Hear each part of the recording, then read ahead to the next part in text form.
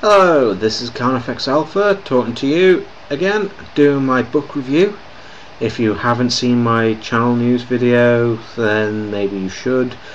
But if you were linked here from my channel news video, then maybe this will be something that you'll look forward to. And here we are, here's the book that we are talking about today by Neil Asher, The Technician. Now, as a bit of a deviation from the Horus Heresy series, I needed to go to that book after the imagination orgasma fest that was Thousand Sons. Now, that in itself was awesome, but Neil Asher's book is remarkably brilliant. To give you an idea, he writes in such a way that you can picture the stuff and you can picture it in a movie-esque way. You can actually imagine it being a movie, and it should be made into a movie. Seriously, people, if you have not read this book, go out and read it, because it's only £7.99 in British bookstores and $14.99 in American bookstores, I think, depending on whether its price has dropped or risen. The story itself is kind of one of those standard sci-fi stories where a guy ends up getting picked to be the saviour of the universe, well, the saviour of a planet, because something happens. Now, initially you'll go, oh, but that's been done. The problem is not that it's the book. Right, the reason why I love it, and that is its biggest problem, is that it's not a story-driven book. It's a character-driven book, and that's the difference. It is very character-driven, and it's the characters that hold you to it. And a lot of the characters are very serious, and in certain cases I found that it wasn't necessarily the humans that stole the show for me.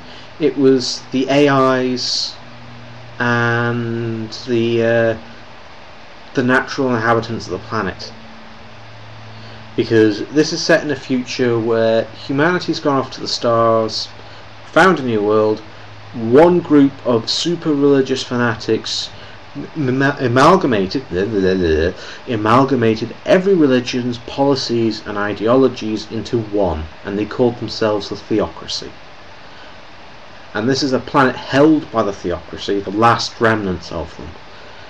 And in an event not seen, well, in an event where something known as Dragon, an entity, I think that's his name, yeah, one of the Dragon spheres, comes down and basically lands on top of the main character's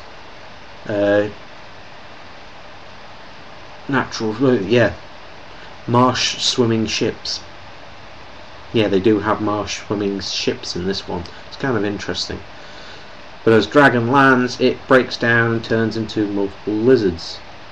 Then after that event, the main character is physically disassembled and then reassembled by an entity known as the Technician, a giant creature basically looking like a supersized millipede with a giant hood protecting the front of its head, and it just disassembles things and devours things like a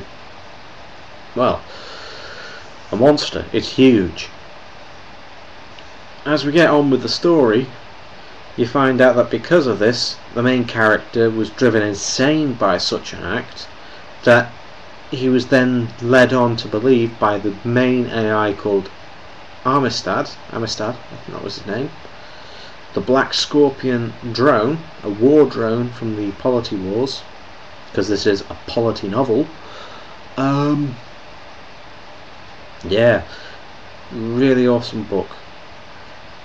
Gets quite through the points, makes certain comments about society like most sci-fi should, saying you'll find them out. And as I said, certain characters in this book that you'd least expect to steal the show end up stealing the whole show. especially when it comes to one of the battleship AIs. Now, if it's one of these, if you think of a spaceship that is armed to the teeth with guns and it turns around and says to you, well, after me scanning this thing, I'd say run.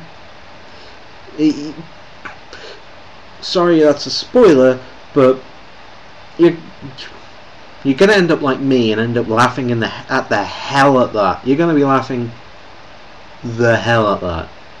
That is hilarious. It's just comic timing.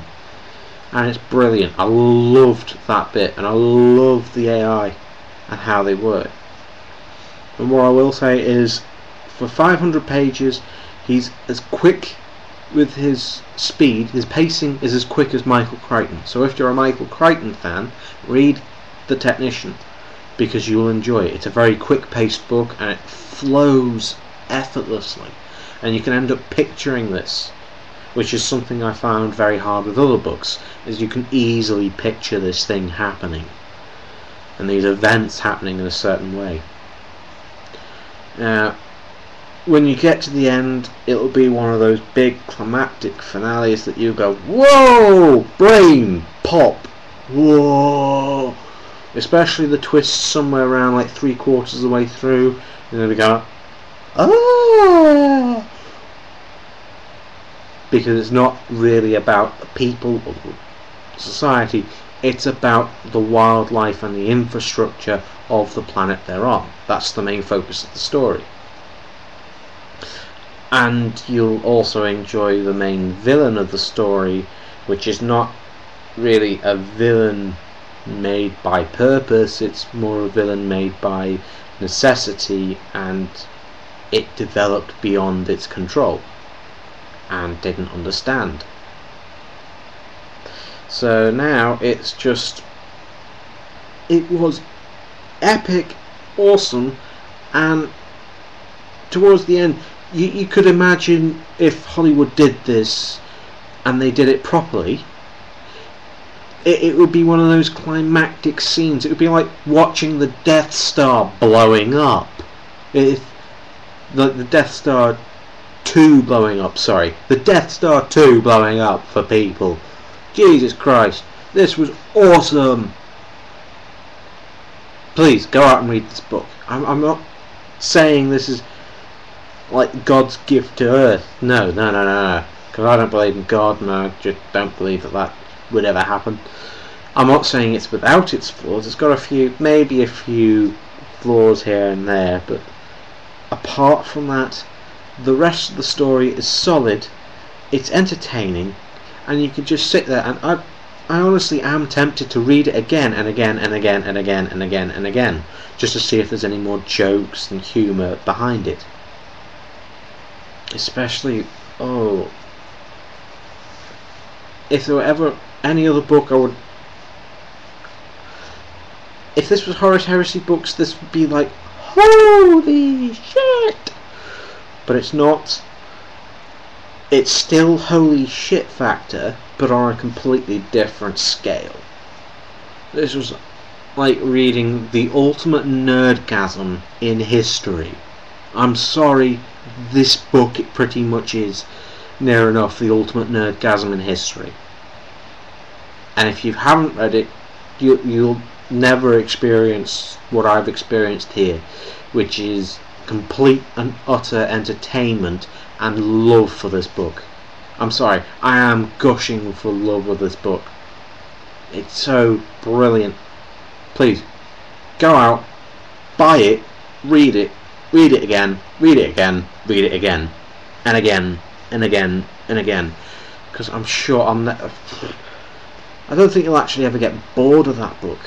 The book itself is just so lovingly crafted, it's beyond belief. When I read the synopsis at the back, I thought, oh, this sounds interesting, and then I read some of the little comments made by the papers, like the Daily Telegraph and certain people and the Daily Mail. They were right. They are right. That was the first time I'd ever agreed with a critic before, and they are right. This book is awesome.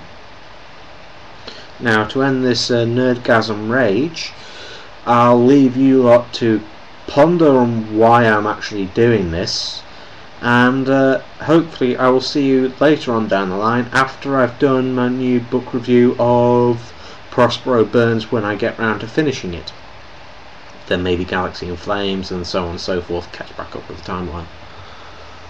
So thank you for watching. Hopefully you'll have seen my channel news, and go and watch that and you'll find out what's going on. Thank you and goodbye.